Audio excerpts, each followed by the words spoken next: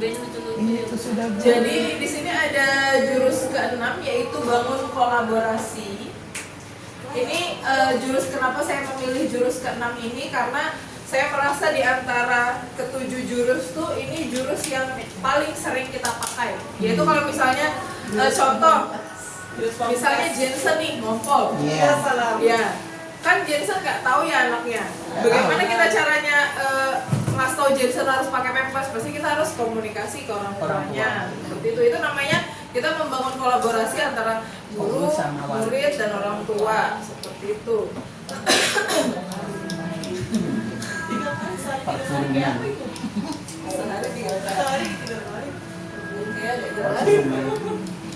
Guru BK, capaian pembelajaran ini guru BK dan guru kelas menguasai kompetensi sebagai penghubung partisipasi semesta antara keluarga, sekolah, masyarakat, dan media serta berbagai pihak dalam melaksanakan proses bimbingan karakter dan pengembangan potensi murid secara maksimal.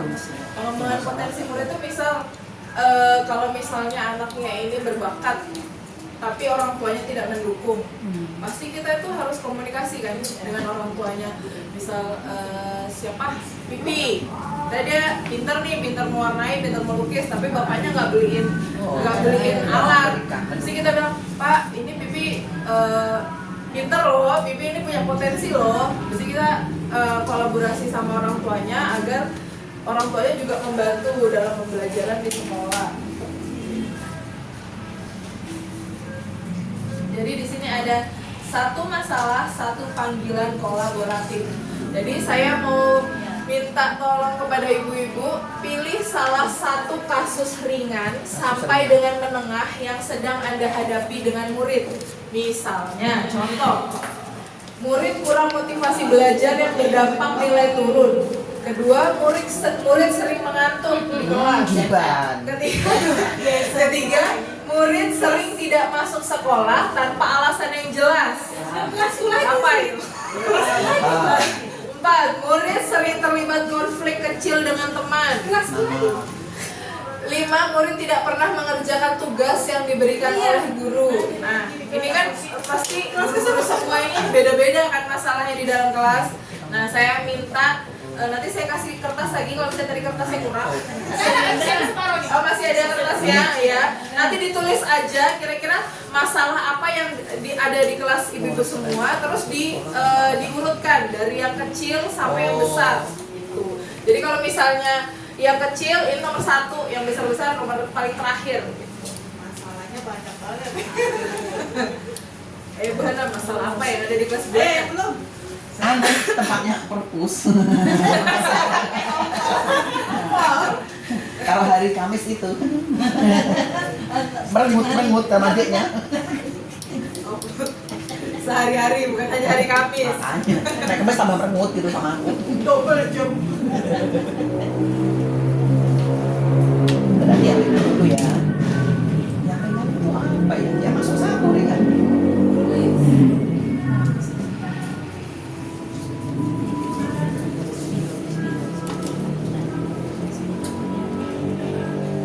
Kapan kita nulis ya? Suruh terus.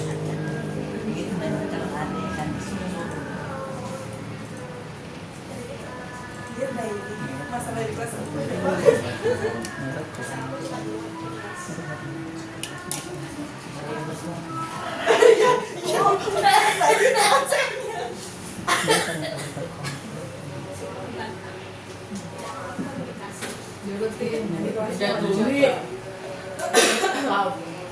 Nggak paham isyarat juga.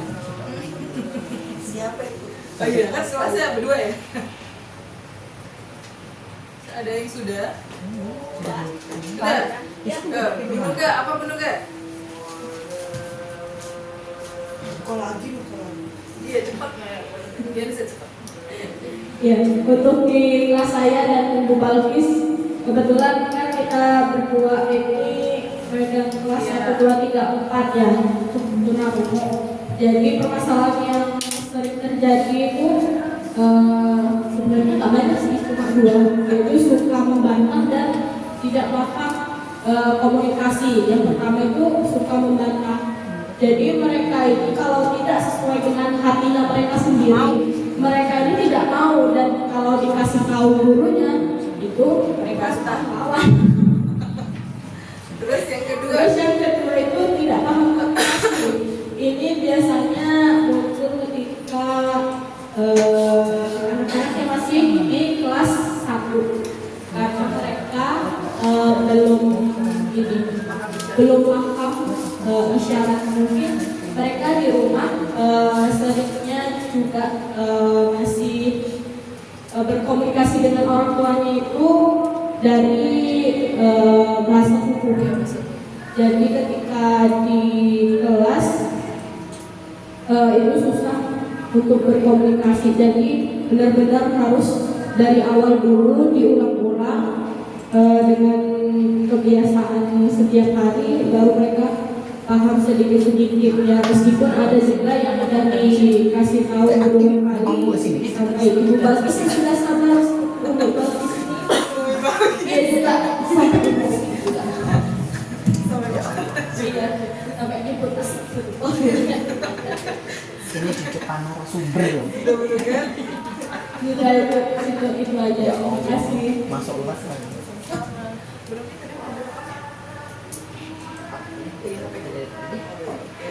terus Bu siapa Bu Pram? Oh Bu Tere. Bentar juga aja.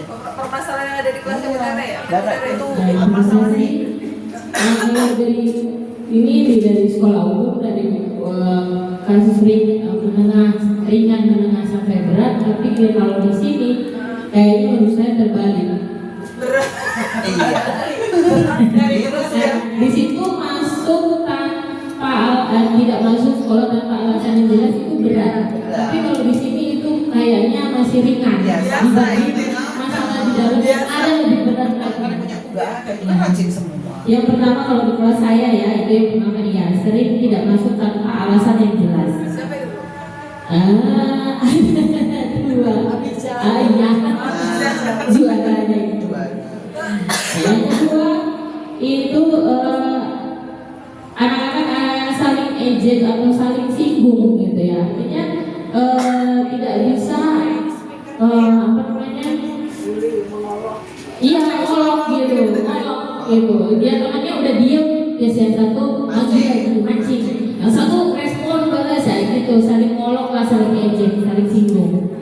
Nah yang ketiga ada satu anak yang memang belum bisa mengelola emosinya, dia belum mampu kayak Faiz itu ya. Kita tidak marahin, kita tidak apa, tapi responnya terlalu berlebihan gitu. Menggunting, menempel, lemnya jatuh. Itu kan jatuh sendiri. Dia langsung menjerit. Jatuh. Kayak gitu.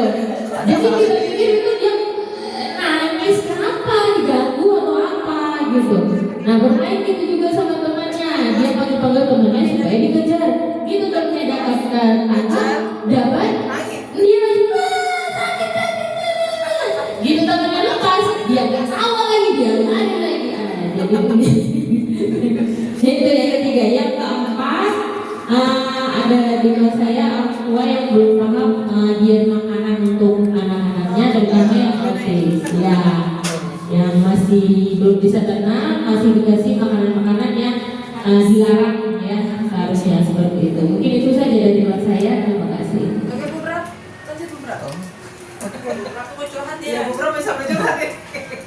Iya, kalau Bu Tere kan ada nuansanya, ada yang ceritakan, ada yang cirit, ada yang dan punya aku yang ceritakan begini aja. Syukur alhamdulillah saya bisa tenang gitu aja, sudah bersyukur saya. Tetapi saya salutnya di dalam kelas saya itu, meskipun mereka itu huru hara begitu untuk mengerjakan materi masih mau, ya masih mau mengerjakan materi, dan habis itu ya mereka begitu. Habis mengerjakan materi ya mainan lagi, lompat lagi. Itu menurut Ibu bagaimana? Jadi saya itu sekarang menggunakan sistem atau menggunakan jurus itu apa namanya? Jadi kita ada kolaborasi sama orang. anak itu habis berdoa berdoa, saya memberikan materi yang belum kebagian menulis itu mereka ada yang mainan. Tetapi Zaki, ayo kerjakan, itu boleh apa tidak? Begitu saya panggil mau mengerjakan, mau, habis itu setelah selesai tanggung jawabnya sudah terangkan. Main lagi. Itu bagaimana? Kalau menurut saya sih Bu ya tidak apa-apa. Selagi dia tidak meninggalkan kelas. Iya.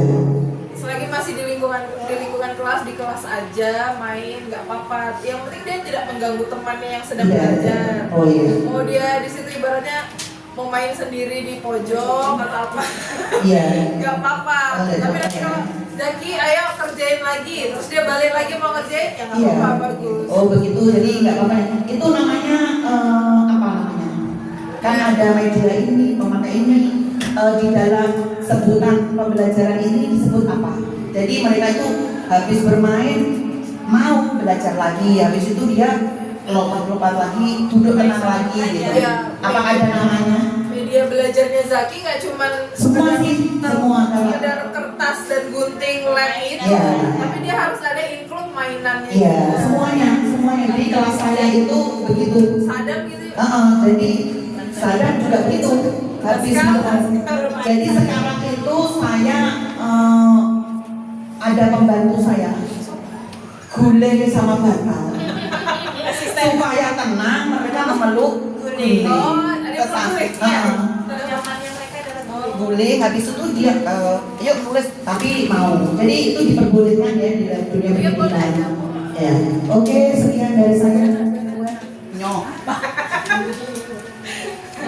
yang ngompol lagi Yang ngompol anaknya sih enggak, yang bagus sekarang yang bagus serius kayak aku tadi. Semua ada bilang ini juga anaknya Bu Sinta kan. Oh, anak saya. Si Dapa. Oh, Dapa ya. Dapa kadang juga dia tidak masuk tanpa alasan. Dan dia sebelum kalau misalnya saya ke sana sholat di musola, dia minta kunci, akhirnya dia keluar. Jadi aku pikir dia mau nyusul ke musola. Saya sudah di musola, padahal dia keluar. Iya. Terus kuncinya itu dia pintar, dia taruh di dalam. Biar tidak terlihat terkunci, padahal terbuka. Padahal dia keluar sebenarnya. Begitu juga kalau misalnya dia waktunya belum pulang, dia sudah minta pulang duluan. Kenapa kamu pulang dulu? Aku mau beli nasi. Nah, mau tak mau aku kasih kan karena anak orang lapar. Ini pakai mic. Enggak ada bunyi. Jadi begitu juga kalau misalnya si Hanin ini dia kan memang anak ya, jadi suaranya kencang. Jadi kalau ditegur, mana bukunya? Kenapa cuma satu buku? Semua mata pelajaran jadikan satu buku. Jadi aku udah paham, ya udah malu kan? Aku malu bilang besok harus satu mata pelajaran, satu buku, tidak boleh dicampur. Kalau sekarang dulu memang si Dapa begitu, tapi sekarang hebat Dapa sekarang bagus. Jadi sengaja aku kasih nilai tinggi Dapa supaya dilihatkan sama Hanin, biar Hanin mencontoh sama Dapa kalau Dapa ternyata dapat nilai bagus. Jadi harus juga aku bilang kamu sama Dapa sama, tapi kamu tidak pakai buku satu mata pelajaran satu buku, nilaimu ini marah. Jadi akhirnya sekarang habis nulis itu mana tulisannya mana, dia tidak mau kasih karena tidak dicampur. Nah, pernah juga aku berikan buku. Ini satu buku ini satu mata pelajaran. Jadi 3 buku ini kamu kasih 3, dicampur lagi mana bukunya? Jadi udah mungkin mereka kalau aku juga paksakan nanti dia tambah stres kan, udah ikuti apa mau. Yang penting pada saat kita mau belajar dia mau. Misalnya matematika, dia mau naik di papan. Misalnya suruh satu-satu walaupun bilang itu dia tidak bisa apa-apa, tapi kalau waktunya kita mau kerjakan di papan dia naik, dia kerjakan di papan. Walaupun tapi dipegang tangannya tulis sesuai dengan apa yang dia mau. akhirnya kita tepuk tangan bahagia. Ya mungkin cuma itu saja. Masih banyak sebenarnya, tapi cuma Masih banyak masih banyak. Iya. Nggak ada waktu motivasi itu biar tahu-tahu kan. Kalau tadi kan ada Bookcraft yang media pembelajarannya berbeda. Nah, kalau Dava ya, Dava karena saya pernah megang kelasnya Dava itu emang harus kita ini Bu, sering-sering komunikasi dengan orang tuanya. Mungkin memang orang tuanya ini tipe yang cuek, jarang cek grup gitu. Jadi kadang saya misal besok harus bawa buku ini atau besok harus bawa apa, saya tuh double chat. Saya chat ke grup, saya chat juga ke orang tuanya Dava gitu. Jadi mama yang tahu, oh iya Bu besok bawa ini gitu. Karena memang orangnya ya seperti itu. Ada memang orang tua yang seperti itu, maunya di Japri, tidak mau di grup. Mungkin alasannya mungkin karena grupnya tenggelam sama chat-chat yang lain gitu. Kadang kalau misalnya waktunya urgent, saya telepon juga orang tuanya. Saya telepon orang tuanya, misal Dava tiba-tiba pulang. Iya. Saya tanya, awal-awal kan mungkin saya maklumi karena sebelumnya Dava itu dipegang sama Bu Aan. Nah, jadi karena Bu Aan bilang, oh Dava memang begitu, awal-awal saya maklumi. Lama-lama kan saya penasaran juga nih, anaknya ini kenapa gitu. Jadi saya tanya sama orang tuanya, saya pastikan, karena saya nggak mau misalnya anaknya dari sini pulang jam 1, tahu-tahu nanti main ke SLB negeri atau kemana gitu. Nanti kalau kenapa-napa kita yang kena. Jadi kalau kayak gitu saya pastikan sama orang tuanya, Bu, tadi Dava ini pulang, tolong dipastiin udah sampai rumah atau belum, karena kan rumahnya deket aja. Nanti mamanya biasa chat, oh iya Bu, Dava udah di rumah kok gitu. Jadi emang gimana ya? Karena dulu dia sekolah di Lukman Al-Hakim. Saya nggak tahu di Lukman Al-Hakim itu apakah selalu pulang jam 1 atau gimana. Jadi mungkin dia udah terprogram gitu Bu. Jam 1 aku harus pulang. Awal-awal saya paksa memang jam 2 pulang sempet mau. Tapi habis itu yaudah jam 1 pulang. Saya bilang kalau di rumah nggak apa-apa. Jadi kadang dia ngepak, ini aku di rumah gitu. Kalau soal Hanin, kan kemarin Bu Ana sudah ngobrol langsung kan sama bapaknya kemarin. Bapaknya juga sudah menyampaikan keluh kesahnya. Kalau saya bilang tuh kan kita nggak tahu ya Bu masalah keluarga orang lain. Kalau yang penting kita udah sampaikan nih, sebagai guru kita udah sampaikan, oh ini loh Pak peraturan di kelas saya seperti ini. Tapi misalnya bapaknya nih tidak mampu nih untuk mengikuti peraturan Ibu Hana, mungkin dikarenakan ekonomi atau apa, ya kita sebagai guru memaklumi saja. Karena mau gimana Bu, misal dia udah ibu beliin buku, tapi bukunya dia lebih pentingin, oh kasihan adikku aja, nggak apa-apa aku dimarahin Bu Hana setiap hari kan. Kan kita nggak tahu kan Bu, jadi gitu nggak apa-apa ya. Kalau misalnya bukunya habis diakalin aja, print kayak gini aja, lembar-lembar aja, kan kita punya juga lap itu kan. Jadi ya dikumpulin gitu aja. Dulu sama saya masih bukunya 10, tapi mungkin karena perubahan ekonomi itu tadi, makanya Hanin sekarang seperti itu gitu. Ada juga yang ditanyakan masalah data seperti kemarin kan. Oh, iya. Dia itu dia itu mau istirahat dia izin, aku mau makan. Pikir dia mau beli makan di mana, ternyata di jalan. Oh kalau Ibu gini aja, kalau misalnya dia bilang makan, Ibu langsung chat mamanya, Bu ini Dava ini tadi izin makan, betul nggak Bu? Coba Bu double cross check di video call Dava di mana gitu. Jadi nanti orang tuanya biasanya follow up Bu, orang tuanya follow up, oh Bu itu suruh Dava pulang, Davanya lagi jalan, mamanya kadang gitu. Akhirnya aku lihatkan kan chat itu yang kamu dari mana, ini chat ada di sini. Oh aku makan.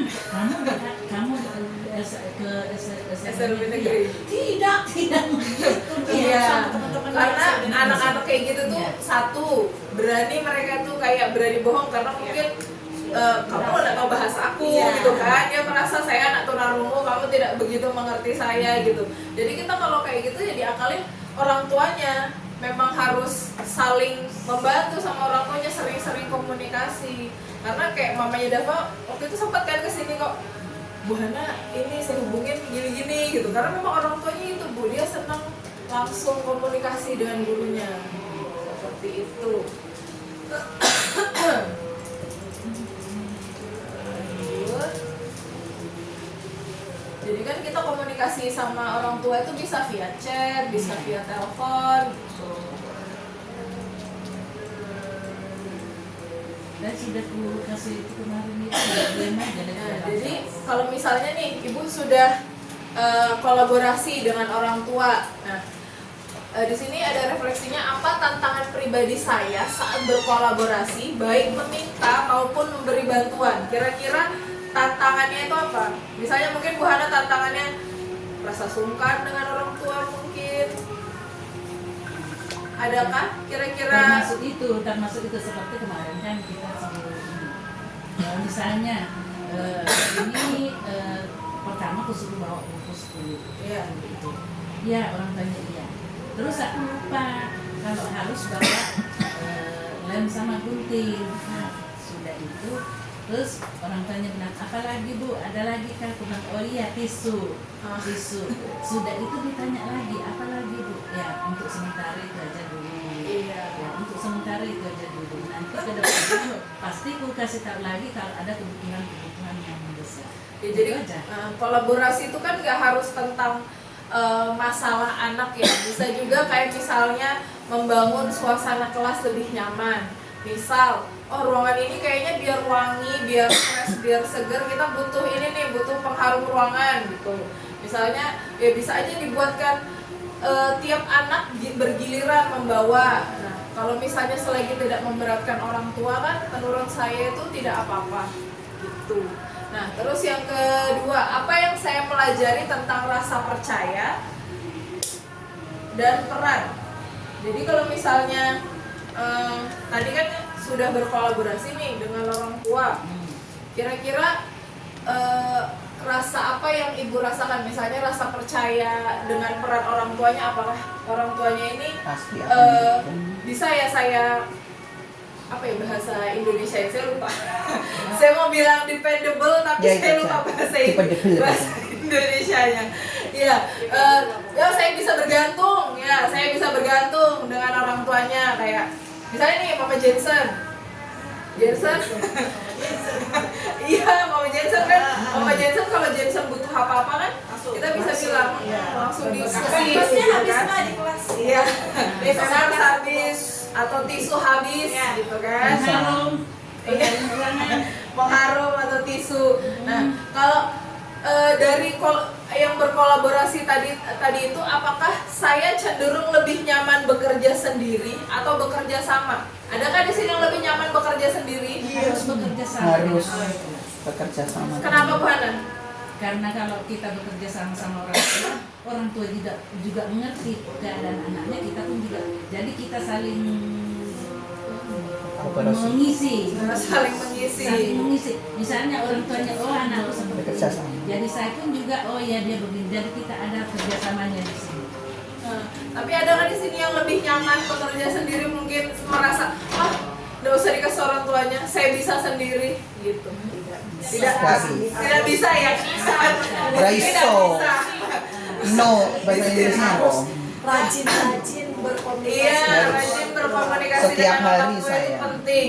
Jadi kalau misalnya anak tunarungu juga kalau kita tidak terlalu paham dengan bahasa isyaratnya, pasti kita harus memerlukan bantuan orang lain. Nah, bagaimana saya bisa menciptakan ruang kolaboratif yang sehat untuk murid saya? Bagaimana kira-kira? Ruang kolaboratif. Maksudnya berkolaborasi dengan, kan tadi berkolaborasi dengan orang tua. Nah, kalau misalnya bekerja sama dengan murid untuk mengerjakan tugas di kelas atau untuk membuat karya di kelas, gimana sih? Saya sih deh. Perwakilan kelas seberang. Karena kan Bu Siti kreatif tuh. Iya. Bikin buku-buku dari apa Bu Siti? Sampul dari daur ulang sampah. Nah, bagaimana ngajak Angel buat mau nih gunting-gunting sampah tuh? Iya, jadi salah satunya yang saya sih juga lagi suka main sampah ya. Dalam artian itu Bukan main sampah. bukan main sampah yang gimana jadi berulang. Jadi kemarin baru minggu ini recently itu kan pembelajarannya bahasa Indonesia mungkin mencari informasi gitu ya, karena informasi apa sementara anak aja mungkin kalau kita kasih tulisan yang begini ya bisa baca, syukur kalau bisa baca gitu ya. Kalau mereka jadi caranya gimana, kita pegang bahan aja mereka itu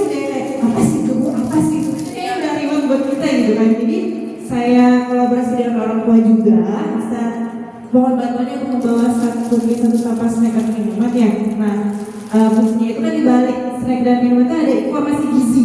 Nah, jadi yang saya ambil itu adalah informasi nilai gizi dari makanan yang snack yang mereka konsumsi sehari-hari di rumah. Secara tidak langsung, oh ternyata ini loh yang mereka makan hari-hari dan yang ada di rumah itu ini gitu kan. Jadi secara nggak langsung juga, jadi anak-anak itu, Bu ini saya dibawa ini buat apa? Jadi saya jangan gunting ya dek, gunting baru tempel terserah kamu di bukumu yang menurut kamu itu bagus gitu. Jadi mungkin kalau ada yang belum bisa ya saya makan gitu kan. Baru saya ajarkan untuk tulisnya ke bagian informasi nilai gizinya ya. Nah jadi mungkin secara nggak langsung juga ya, orang tua itu pasti baca untuk apa sih ini suruh bawa sampah. Ternyata kalau baca, oh maksudnya mau ngasih tahu ternyata nilai gizinya tuh ini loh. Jadi anak itu makan ini. Nah jadi setelah terus anaknya belajar, tempatnya juga belajar. Jadi dapatlah bahasanya dapat, cari informasi tapi nilai gizi dari konsumsinya, snack konsumsi yang mereka makan. Nah, kalau dari orang tuanya sendiri tuh kira-kira komplain nggak? Kok anakku belajar harus Terus bawa sampah? sampah gitu. Enggak sih, untungnya sih sejauh ini sih enggak. Apalagi saya kemarin kan sempat minta tolong untuk kalau ada sampah di rumah ya, saya butuh sebanyak mungkin. Ternyata hasilnya juga saya sudah buat ini loh buat sampul buku anak-anak. Nah, jadi anak-anak itu kalau seandainya lagi belajar mereka lihat sampul bukunya itu udah kayak seneng banget. Gitu baru lagi buku temennya jadi gambarnya jadi yang ya udah gimana di kalau malas ya udah jadi mereka tinggal lihat sampul bukunya aja setiap mata pelajaran beda-beda gitu kan. Jadi biar senang aja sih. Oke, terima kasih Bu Siti sharingnya. Lanjut.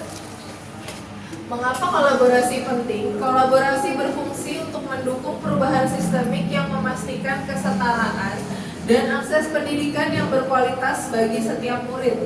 Kolaborasi ini juga berperan dalam menutup kesenjangan pencapaian dan kesempatan antar murid. Jadi kita berkolaborasi tidak hanya dengan satu orang aja, kalau bisa seluruh murid. Jadi biar tidak ada kesenjangan sosial. Melalui kolaborasi yang efektif, guru dan atau guru BK mengintegrasikan sumber daya dan keahlian dari berbagai pemangku kepentingan untuk menciptakan lingkungan yang mendukung perkembangan murid secara holistik, baik dalam aspek akademik, sosial maupun emosional.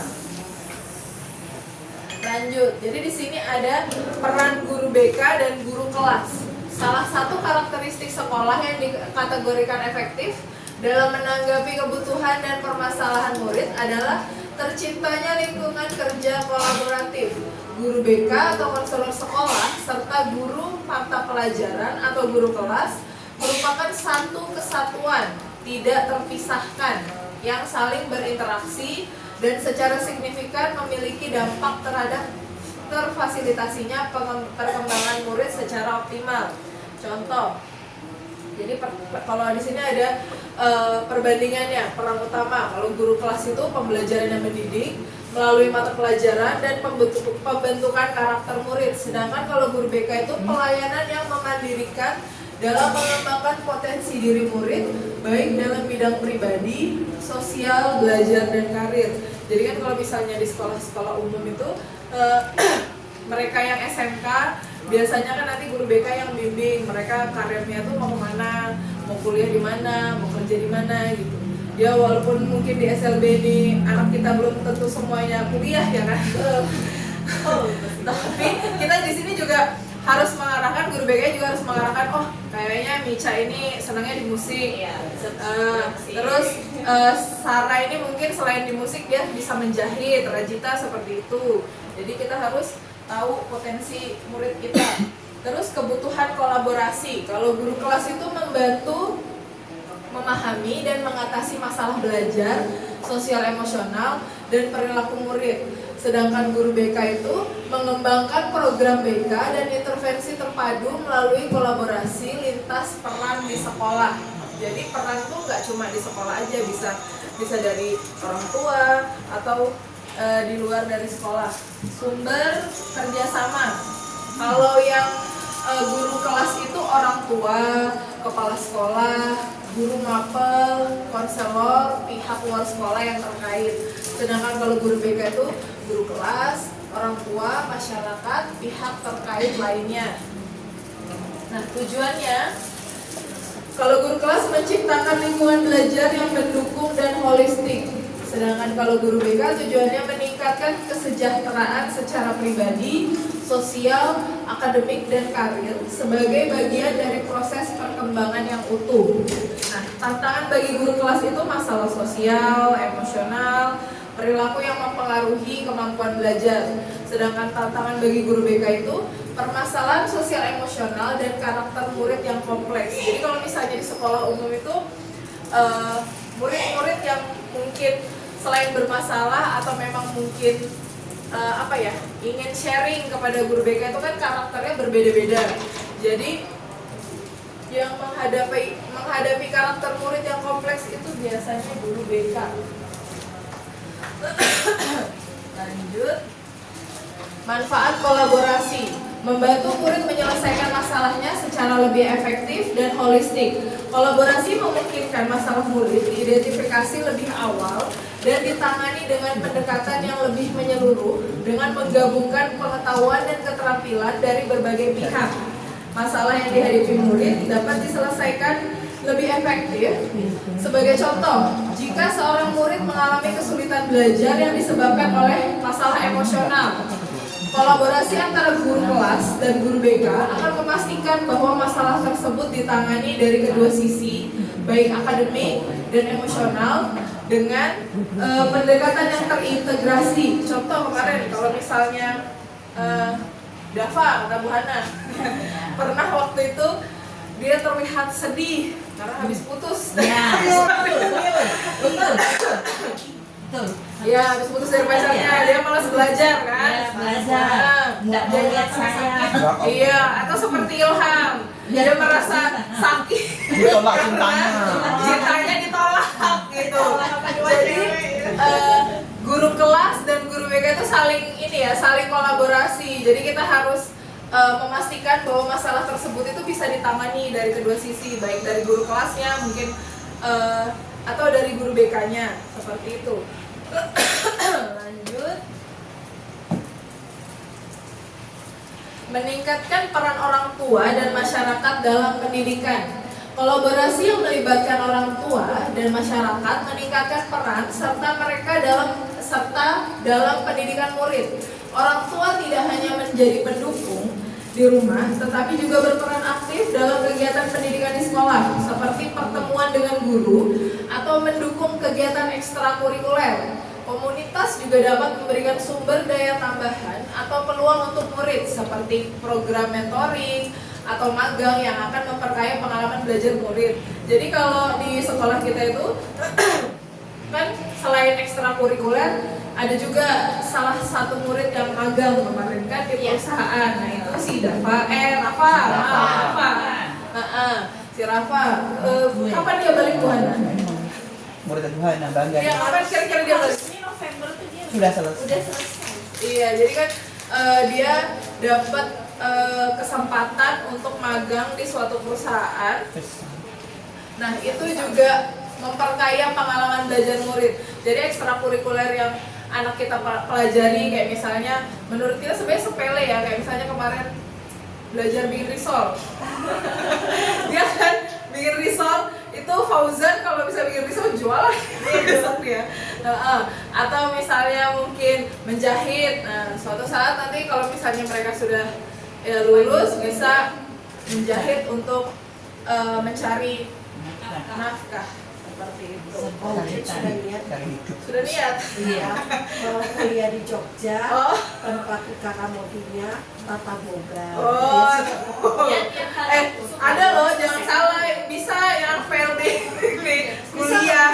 Asal ya itu tadi, asal dia bisa paham. Karena kan pasti tidak ini kalau mereka tuh juga pasti ada pembelajarannya kan, walaupun mungkin agak sedikit dibedakan gitu. Tapi ya harus paham. Kalau Dilan kayaknya bisa, yang tunarungu. Iya, kalau tunarungu bisa. Contohnya namanya Dewi Juru. Iya, menyediakan dukungan lebih banyak untuk murid yang membutuhkan. Kolaborasi memungkinkan penyediaan dukungan yang lebih banyak untuk murid yang membutuhkan, baik dalam bentuk akademik maupun non-akademik. Dengan melibatkan lebih banyak pihak, terutama orang tua dan masyarakat, murid dapat menerima dukungan yang lebih dan beragam, serta menyeluruh. Sebagai contoh, jika seorang murid mengalami masalah perilaku menyimpang, dukungan dari guru BK, orang tua, dan masyarakat dapat membantu menciptakan strategi yang lebih efektif untuk mengatasi masalah tersebut dan memberikan dukungan jangka panjang untuk perkembangan murid. Kira-kira di sekolah kita ini ada nggak perilaku menyimpang anak-anak? Ada. Siapa? Rizky Aiza kemarin. Tio, kenapa Tio? Tio. Ada Iya. kelas 7 kan. Rizky Aiza kemarin. Rizky Pak itu siapa perilaku menyimpang? Yang ada sesuatu itu. Oh iya, yang Berat itu sama orang gitu. Oh iya. Itu harus di ini. Jadi Iya. sama Dina Berhubungan sama Iya. Dina. Mungkin ya karena Pengaruh. ya mungkin karena ini ya kurangnya selain kurangnya wawasan dan kurangnya pengawasan dari orang tua. Jadi kan kalau namanya anak-anak kita tuh sering lihat TikTok, Iya. lihat video apa, udah pasti percaya, melihat. Untuk Iya. kejadian kemarin, Bu, MBG tuh hoax apa? Aku udah makan MBG gitu. Dia padahal cuma tahu dari TikTok gitu kan, karena dia nggak paham. Dia pahamnya oh MBG itu beracun, MBG itu ini gitu. Karena anak-anak seperti itu gampang sekali percaya namanya hoax gitu. Jadi kalau misalnya orang tua itu harusnya membatasi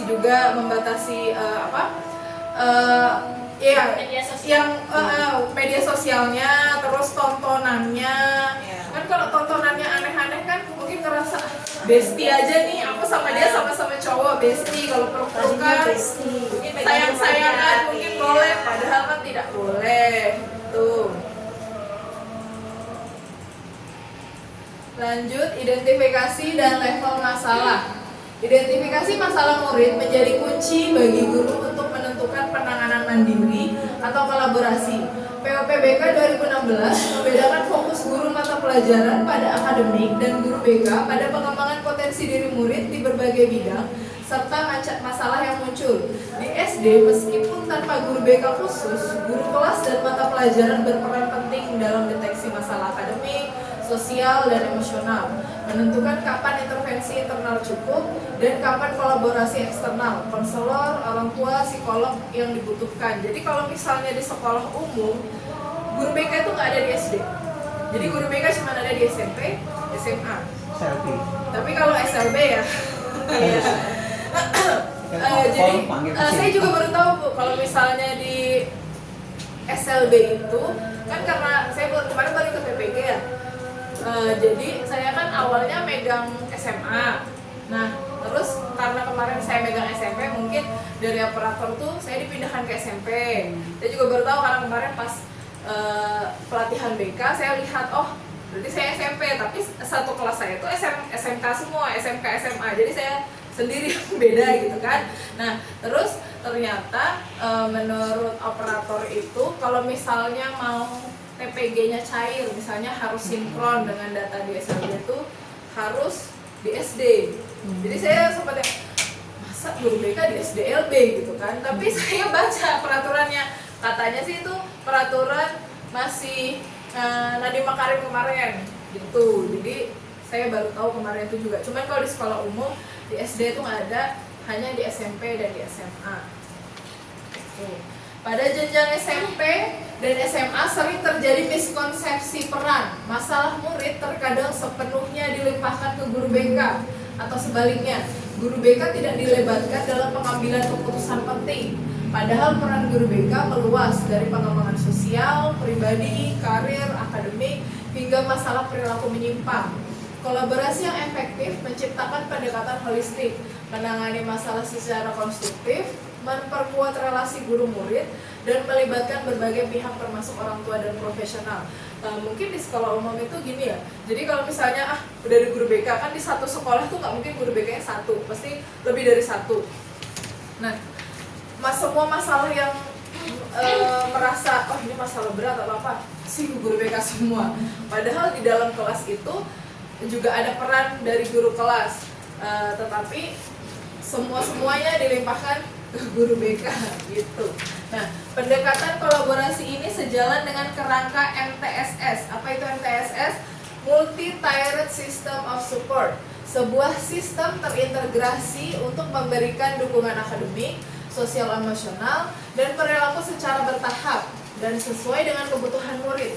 MTSS terdiri dari 3 angkatan intervensi, mulai dari dukungan umum, Tier 1, hingga intervensi intensif, Tier 2 and Tier 3, dengan fokus pada pencegahan identifikasi dini dan pemberian dukungan yang tepat untuk memastikan kesuksesan murid secara holistik.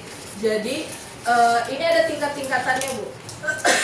Kalau misalnya nih Tier 1, kesulitan akademik ringan karena instruksi umum yang kurang efektif, ketidakteraturan perilaku ringan seperti gangguan kecil di kelas, kurangnya keterampilan sosial dasar atau kesadaran emosional, ketidakhadiran atau keterlambatan ringan, kebutuhan akan keterampilan transisi atau karir dasar, itu Tier 1. Jadi semakin tiernya Tier 2, Tier 3, paling tinggi Tier 3. Nanti saya jelaskan di sini. Jadi kalau Tier 1 itu mayoritas umum, kebutuhan umum tanpa resiko tinggi. Yang Tier kedua, murid yang tidak merespon intervensi Tier 1, perilaku mengganggu berulang seperti pelanggaran aturan kelas atau bolos, prestasi akademik menurun meskipun sudah ada dukungan dasar. Yang keempat, kecemasan sosial atau kesulitan berinteraksi dengan teman sebaya. Yang terakhir, ketidakmampuan mengelola stres atau konflik secara produktif. Nah, itu termasuk Tier 2, murid yang di Tier 2. Murid dengan kesulitan yang mulai terlihat membutuhkan dukungan tambahan. Nah, tier yang paling tinggi ini Tier 3. Jadi gangguan mental seperti kecemasan berat, depresi atau PTSD, masalah perilaku berat seperti agresi, impulsivitas, outburst emosional, ketidakmampuan belajar yang parah atau gangguan neuropsikologis, trauma mendalam atau masalah sosial ekonomi yang signifikan, pengabaian atau kekerasan dalam rumah tangga, hambatan budaya, atau diskriminasi sistemik. Jadi murid dengan kebutuhan signifikan dan kompleks memerlukan layanan individual. Kalau sudah Tier 3 ini kayak depresi, PTSD, biasanya guru BK juga meminta bantuan kepada profesional seperti psikolog, seperti itu. Nah, kira-kira kalau di sekolah kita, murid kita ini ibu-ibu, saya bisa minta tolong nggak kelompokkan murid ibu-ibu kira-kira yang Tier 1 siapa, Tier 2 siapa, Tier 3 yang berat banget kayaknya harus, wah ini guru BK dan guru kelas saja nggak mempan, ini kayaknya sama orang tua nggak mempan, ini kayaknya harus butuh pihak lain yang profesional gitu. Itu kira-kira siapa? Tier 3 ketidakmampuan belajar yang parah. Aku dulu, aku jelasin ini Bu Sinta. Tier 3 ketidakmampuan belajar yang parah atau gangguan neuropolusi. Oh, berarti murid-muridnya Bu Pram Tier 3? Itu Haskell. Nggak masuk ke Haskell itu kok nggak mau, megang ini nggak mau. Jadi saya itu sehari-hari megangin itu salah apa benar, memegangi menulis supaya formatnya. Nah, yang betul bagaimana? Ya nggak apa-apa sih Bu kalau misalnya memang, tapi sebelumnya pernah ditanya atau dikonsultasi sama guru sebelumnya. Ya Bu Tere. Iya Bu Tere, gimana? Gimana Bu Tere? Haskell tuh apakah dia nggak mau pegang pensil atau bagaimana? Nggak bisa. Iya, dibuang, nggak bisa, lemah, nggak bisa, nggak Ya mau. memang mungkin ada ya murid kita gitu yang kadang ada yang lemah, mungkin Iya, nggak mau. ada yang lemah cuma begini doang. Iya. Ya Bu Buang. tapi kayak Jansen juga ya. Iya. Jansen juga gitu. Yang berarti kita itu Ya nggak apa-apa Bu, kita ini stimulusnya dia kan, Oh, kita iya. dengan megangin dia kan Sudah merasa sekolah. Kolaborasi yang baik ya kan? Iya, kolaborasi. Hari jatuh setahun. Ntar lagi kan sudah semester 1. Selain itu, selain Haskell, ada lagi nggak murid yang kayaknya parah banget? Si itu, si Rezamu. Sekarang bisa. Reza nggak Gaya-gaya belajarnya aja sih. Apa Reza? Mungkin Harus kalau itu nulis bisa, belum pun dia tahu gitu. Memang bedanya membaca yang ada belum.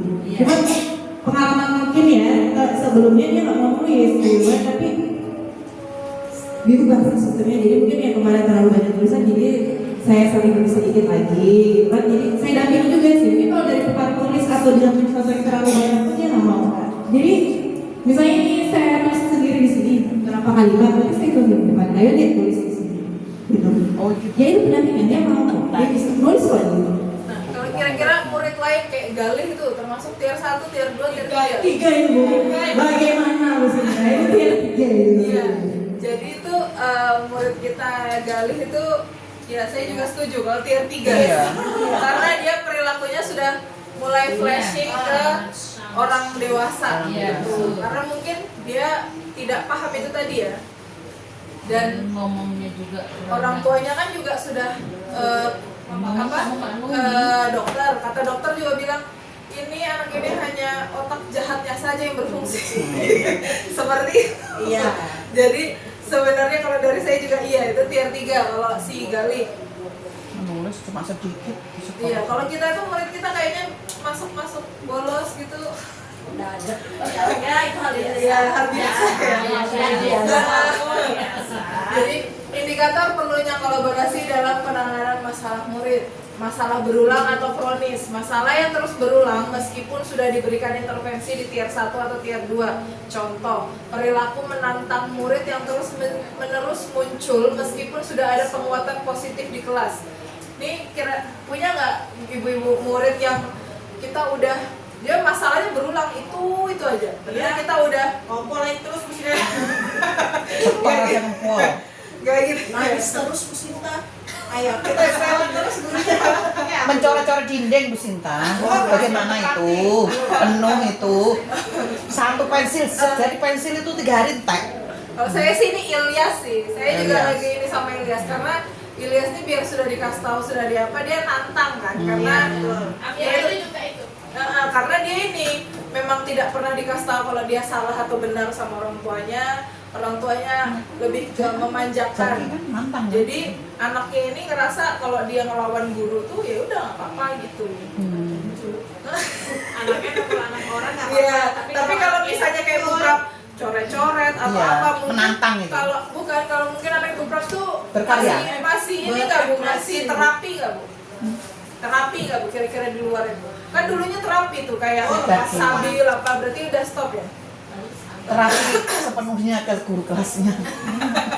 Sebenarnya harusnya Harusnya ya. murid-murid kita tuh ya Masih. yang kayak gitu tuh masih dibantu juga terapi di luar biar ya meringankan guru Betul. juga.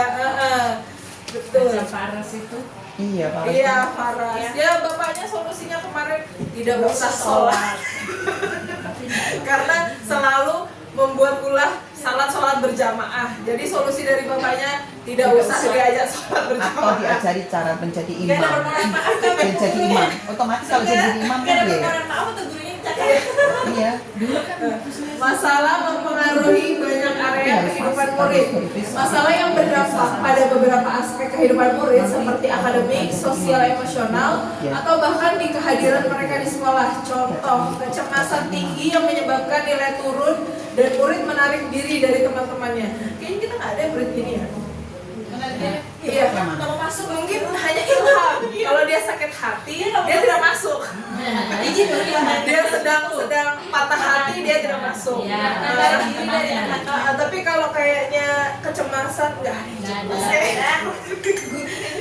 Dia jangan Dia masuk. gurunya yang cemas. Wah, dia masuk. Kalau sudah minta maaf, cemas saya. Antara digelawuk, Kebetulan. iya enggak? Minta maaf.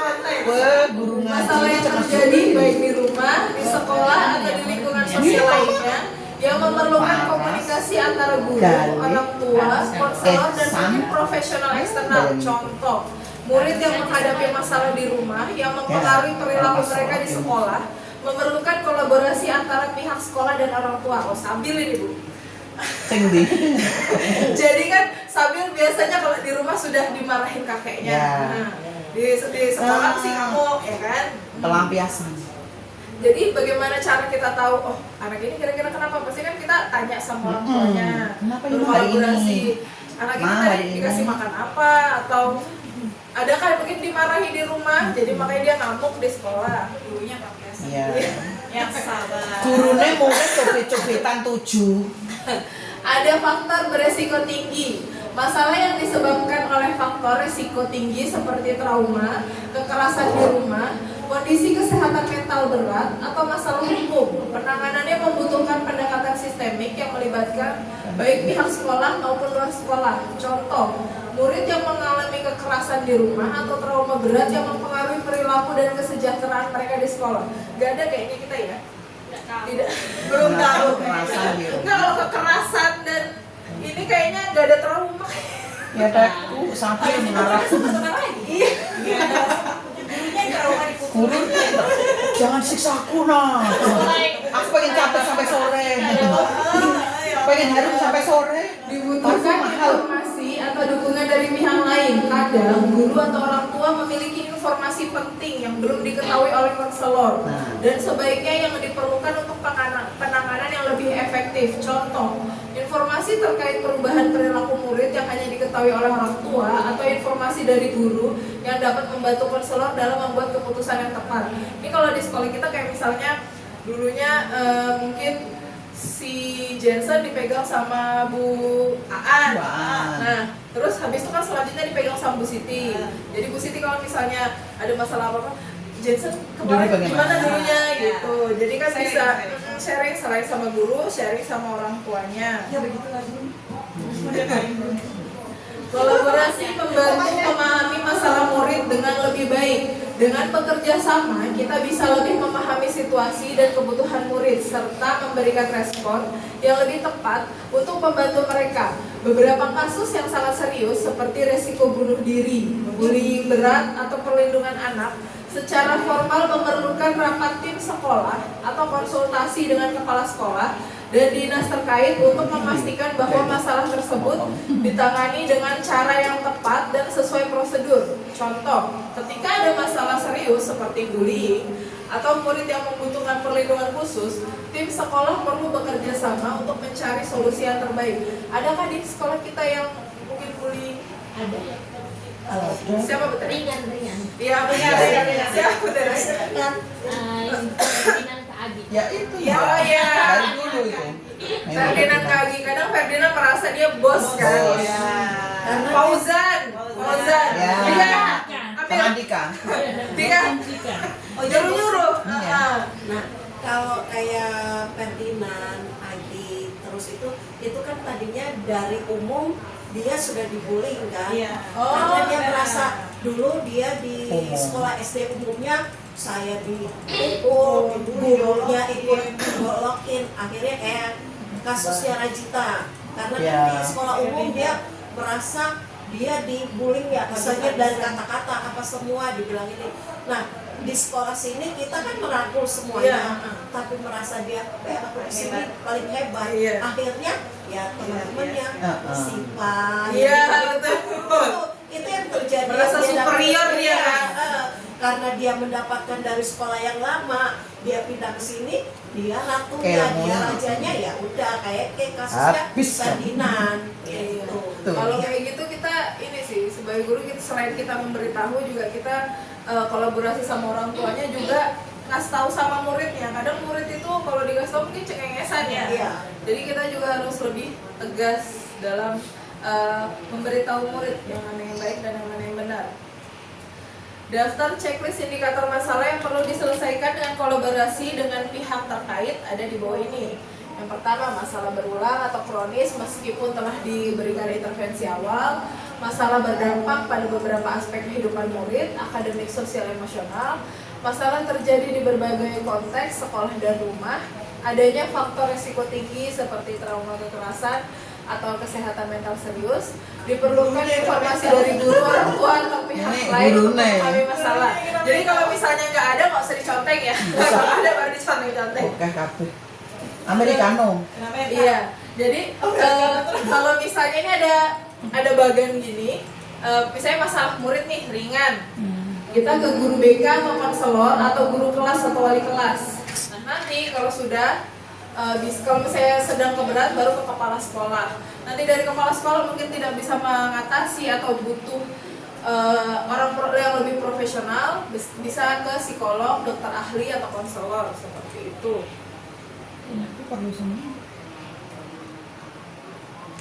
Oke, ini sama yang kayak tadi, nggak kelihatan juga. Iya. Mekanisme kolaborasi dalam penanganan masalah murid, problem solving. Prosedur ini membantu sekolah menangani masalah murid secara kolaboratif melalui sistem dukungan bertingkat MTSS. Jadi yang pertama itu identifikasi masalah. Masalah diidentifikasi oleh guru, orang tua, atau staf melalui observasi dan screening menyeluruh. Kolaborasi dimulai dengan guru, konselor sekolah, dan orang tua untuk pengumpulan data awal. Kalau kita kan biasa ya seperti assessment seperti itu. Yang kedua, diskusi awal dalam konferensi kasus.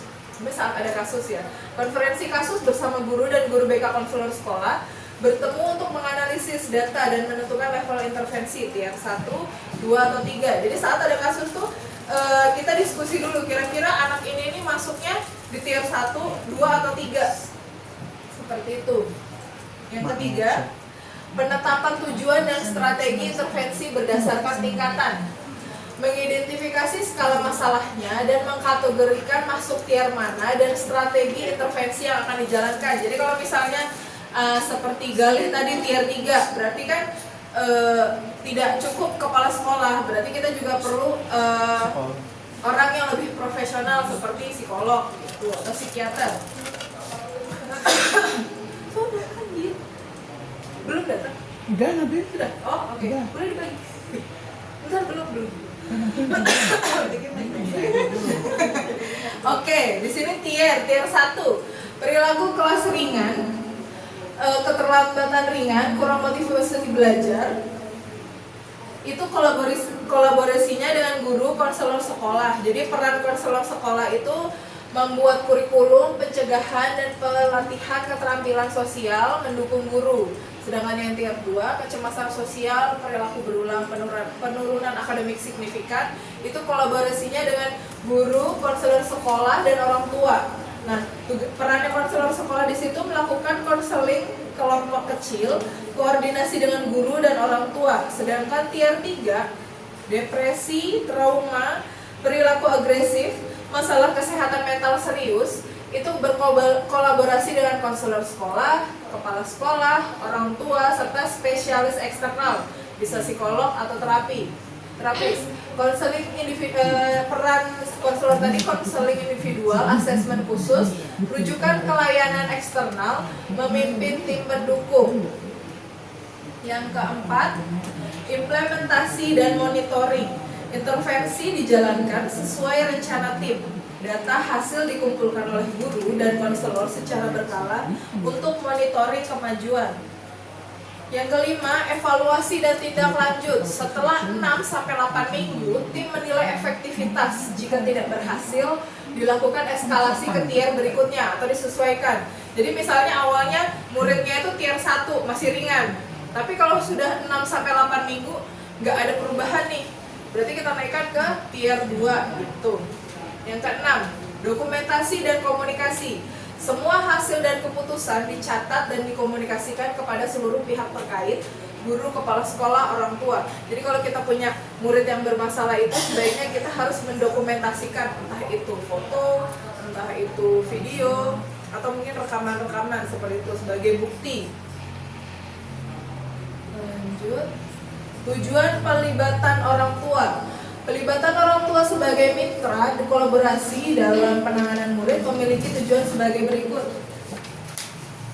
Meningkatkan efektivitas intervensi melalui dukungan konsisten di rumah dan sekolah, memperkuat hubungan dan komunikasi sekolah dan di rumah, mengurangi miskomunikasi atau resistensi terhadap strategi sekolah, mempercepat deteksi masalah dan pengambilan keputusan bersama. Jadi kalau misalnya kita sudah bisa nih mengira kayaknya anak ini mempunyai masalah seperti ini, nah kita komunikasikan dengan orang tuanya.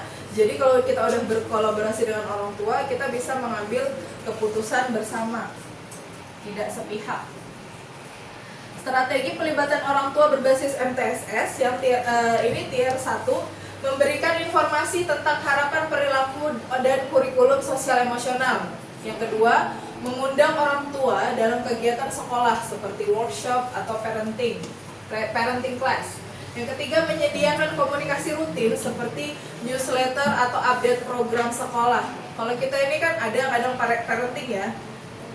Terus kalau komunikasi rutin paling WhatsApp di grup ya, atau enggak japri ke orang tua. Jadi kalau newsletter kita belum ada ya.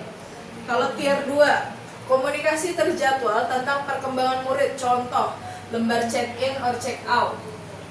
Mengajak orang tua berbagi observasi dari rumah dalam pertemuan konferensi kasus.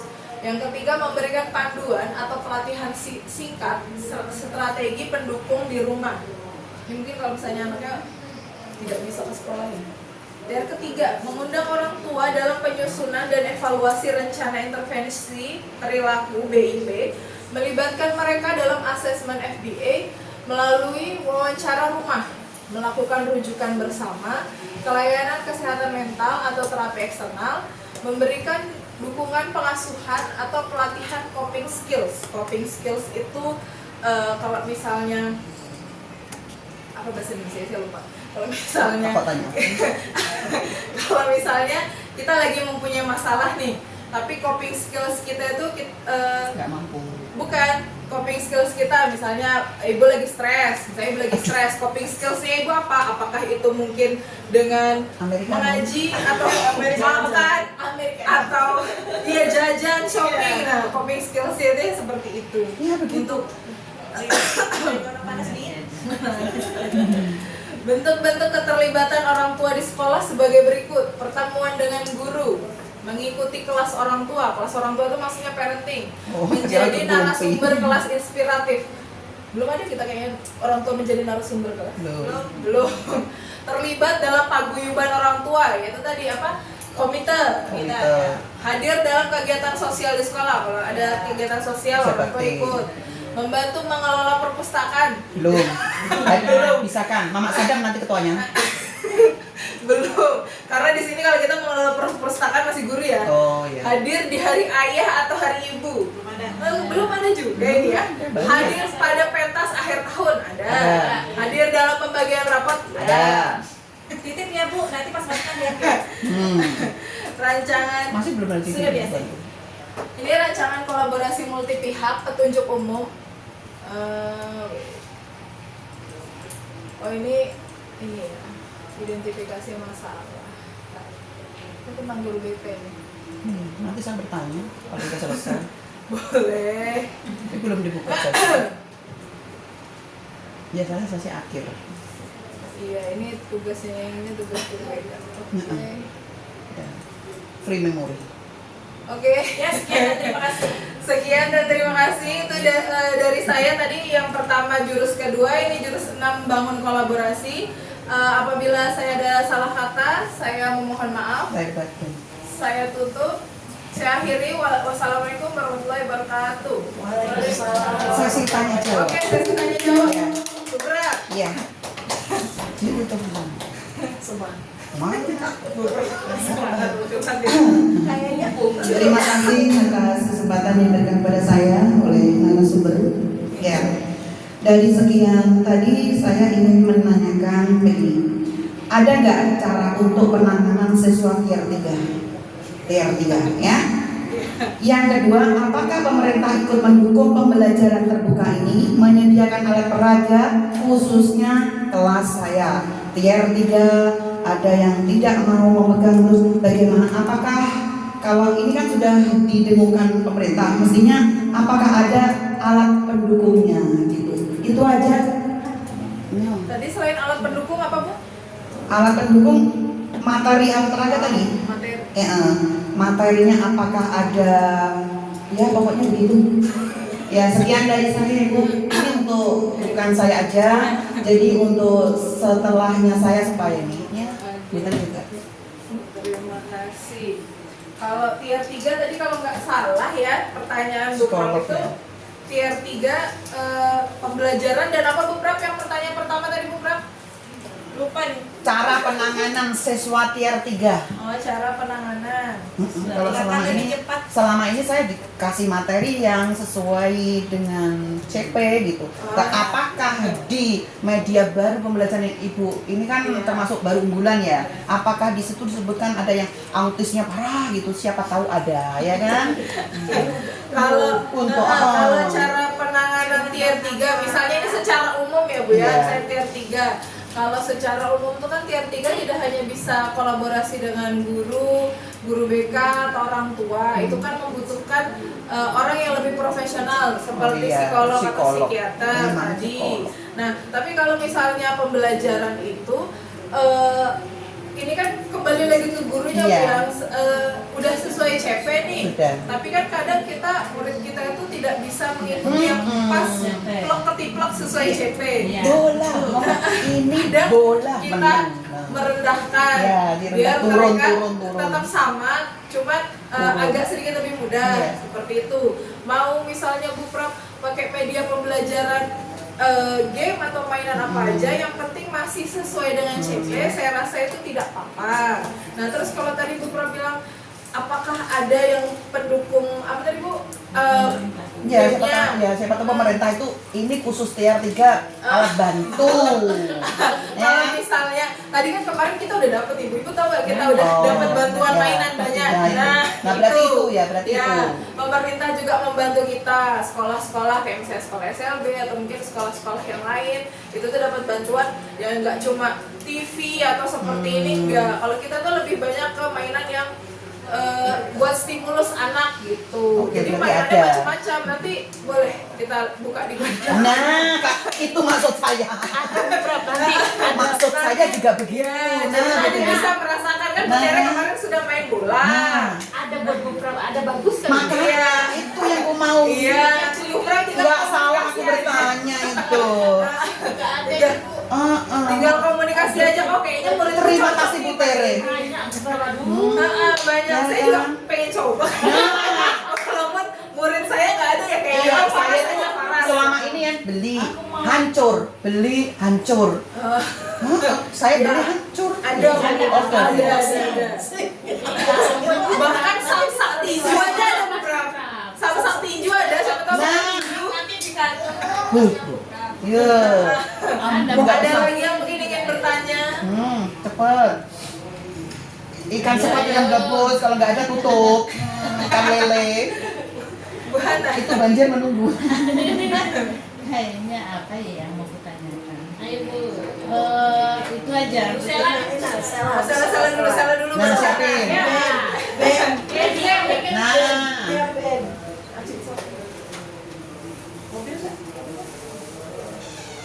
Baik, terima kasih kesempatannya. Berasa di hotel. Ibu saya Dapat makan. kan di kelas saya ini kayak sering ibu-ibu duduk di depan kelas. Iya, betul. Ibu-ibu duduk depan kelas. Nah, jadi sudah tegur nih ibu.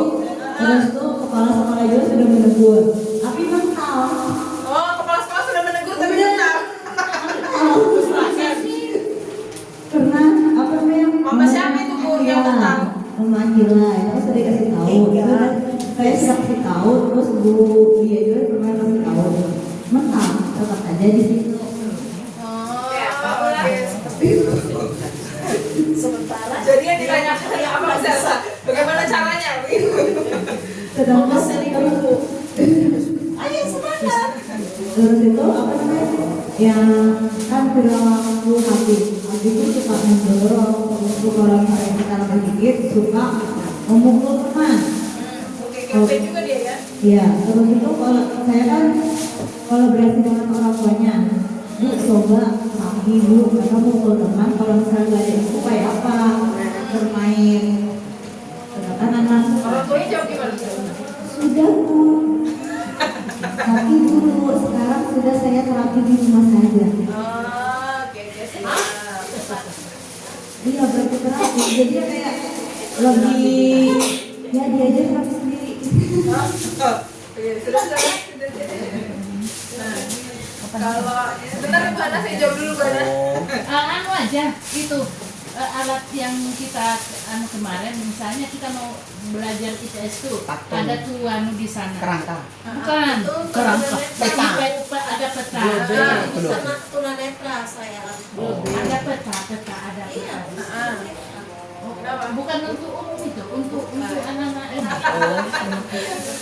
Maksudku kalau ada itu atlas itu, jadi anak-anak bisa gantian. Yang mana namanya ini, yang mana ini sumbernya ini. Dari pulau ini berasal ini. Itu yang aku mau. Oke, jadi saya jawab dulu dari Bu Sela ya. Bu Sela kan tadi mama-mamanya duduk depan kelas. Iya. Sudah ditegur Bu Lia tapi tetap mental gitu kan. Kalau dari saya mungkin harus tegas dan ada konsekuensinya ya. Kayak misalnya udah dikasih tau baik-baik, Bu jangan ke sini Bu, gini-gini, tapi tetap mental nih. Ya konsekuensi aja. Nanti kalau misalnya dilihat lagi, misalkan mungkin dikasih hukuman apa ya? Nanti kira-kira anaknya merasa Ini yang dikasih hukuman. enggak, maksudnya lebih tegas. Mungkin bisa sih di jatuhnya kayak ngancem tapi Iya, ya, ya karena mengeluarkan peraturan. mungkin kalau Peraturan misalnya sekolah. dari mamanya mental, mamanya masih ada suami kan? Iya. Iya bisa. Jadi kadang itu antara suami istri itu mungkin kadang ya, saya belum berumah tangga, tapi kan kadang ada yang tidak sinkron. Mamanya bilang sudah, contoh kayak Hafiz, sudah Bu, tapi dulu gitu kan. Udah dikasih tahu tapi mamanya responnya biasa aja, mungkin Bu Sela bisa ngobrol langsung sama bapaknya. Jadi maksudnya kan punya nomor bapaknya juga tuh, kalau misal nggak punya nanti saya punya nomor bapaknya. Iya, jadi kasih tahu double kayak misalnya SPP. Ya, saya SPP kan, saya konfirmasi ulang ke bapaknya. Nanti kadang bapaknya yang ini. Jadi tuh mungkin mamanya bilang sudah bayar padahal belum. Jadi nanti saya bilang sama bapaknya, baru bapaknya yang bayar. Iya, makanya seperti itu. Bisa, gak apa-apa, berani aja. Kan kita tidak salah ya. Berani aja. Nah, begitu juga tadi kalau misalnya ibu-ibu yang tetap aja di depan kelas gitu kan. Ya lebih tegas aja sih, dan harus ada konsekuensinya memang, karena kan mereka merasa ya kan anakku siapa tahu butuh aku gitu kan, apalagi anaknya anak baru kan. Sudah kecil. Bukan. Iya. Bukan kok anak baru yang Oh, enggak. ya anak baru, memang anak Oh. baru.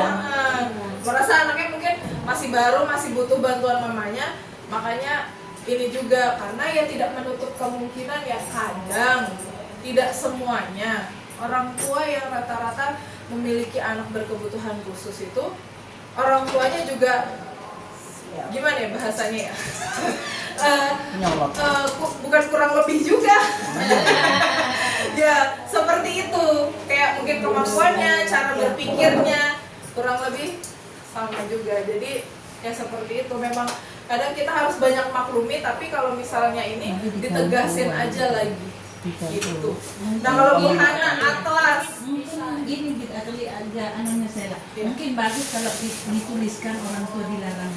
Mungkin kali. iya dulu ada sih Bu, tapi kan Iya. karena kita pembangunan Percayakan ini kami sepenuh hati. Jadi dituliskan Slogan. aja lagi dulu ya kan. iya. Apakah Orang kau tua kurang bisa percaya? baca. Iya bisa. Jadi kalau misalnya orang tua duduk, Bu ini bacanya apa Bu? Gitu. Ama. Kita bisa baca. Iya, Kalau nggak di dibuat peraturan di awal. Iya. Iya, bisa. Nanti kan kalau misalnya tahun ajaran baru lagi bisa, atau dikasih denda atau apa gitu bisa. Yang penting saling ini Nggak aja. dikasih paku. Iya, tempat duduknya dikasih tulisan wani duduk 5 juta. Kayak gitu juga Bro. Kalau atlas, Bu Hana kenapa tadi butuh atlas Bu? Iya, aku butuh Belum atlas karena atas hidup.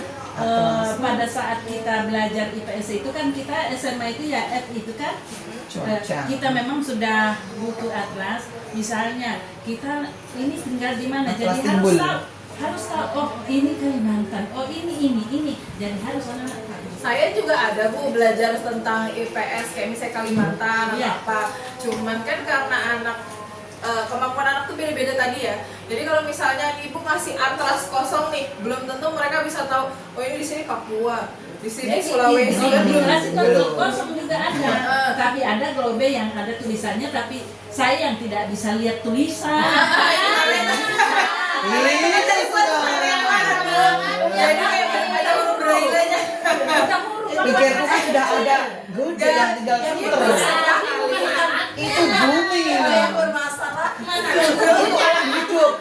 Mungkin bisa diakalin kayak misalnya kan nanti bisa nih masukkan Bu Hana butuh atlas gitu kan.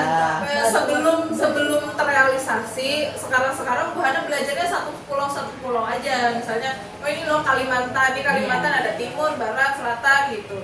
Nanti habis itu biasanya Sulawesi atau nanti satunya Papua di mana. Mengenalkan Sulawesi Jadi dulu. satu-satu aja, nanti setelah satu-satu begitu dikasih lihat seluruhnya anak-anak tahu. Oh kemarin Begitu ini disambung. Kalimantan nih, di sini kemarin Sulawesi gitu. Jadi satu-satu aja. Enggak, kadang kan aku tunjukkan Kalimantan. Mau mana nak malah ini pun terkadang aku kecil tulisan kan. Jadi aku udah Butuh baca pembesar. Iya. Kemarin sudah dapet. Yang kemarin sudah dapet. Pakai proyektor Pakai begini aja. Nah, pakai proyektor. Makanya harus memperbaiki. itu. Atau enggak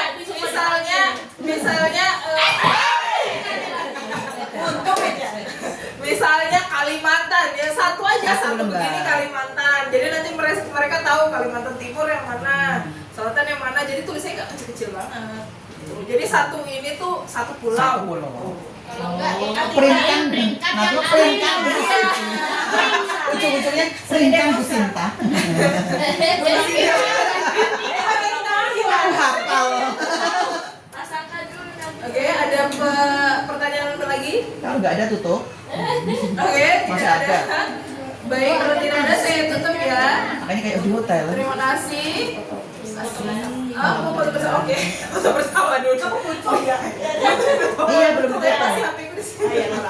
Assalamualaikum warahmatullahi wabarakatuh. Waalaikumsalam warahmatullahi wabarakatuh. Sudah capek Bu Sinta. Lancar barokah. Karena dapat kota. Biar enggak dapat kota